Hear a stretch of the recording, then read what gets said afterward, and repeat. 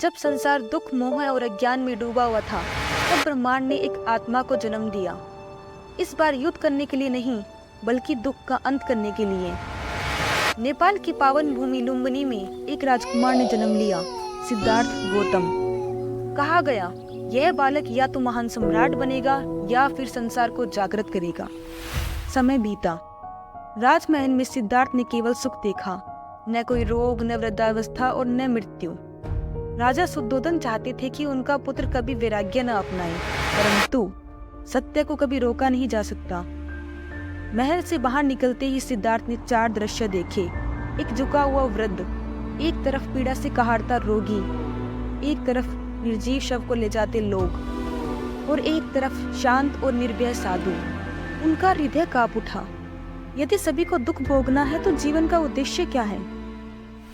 एक दिन आधी रात पत्नी यशोधरा और पुत्र राहुल गहरी नींद में थे। बिना कोई शब्द कहे सिद्धार्थ ने राजपाट, वैभव और परिवार त्याग दिया। एक राजकुमार चला, एक साधक जन्मा।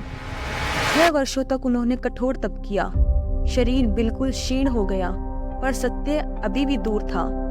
तब बोध हुआ, न भोग में मुक्ति है और न ही अत्यधिक तप में। यही था मध्यम मार्ग। बोध गया में एक दिन बोधि वृक्ष के नीचे सिद्धार्थ ध्यानस्थ हुए।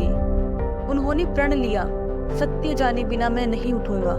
माया के देवों ने भय, वासना और मोह से आक्रमण किया, परंतु प्रभात होते ही सिद्धार्थ गौतम बुद्ध बन गए, अर्थात एक जागृत आत्मा।